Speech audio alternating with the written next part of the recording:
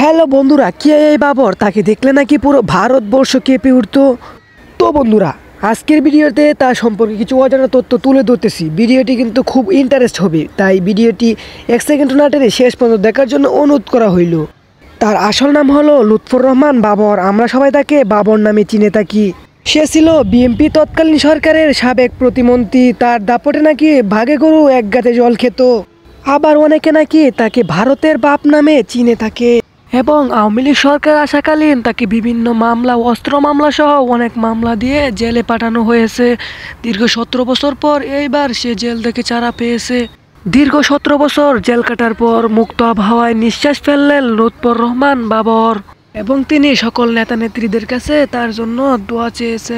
তো বন্ধুরা, আজকের ভিডিওটি এই পর্যন্তই। যদি ভিডিওটি ভালো লাগে থাকে তাহলে অবশ্যই একটা লাইক করে চ্যানেলটা সাবস্ক্রাইব করে দিবেন। Thanks for watching.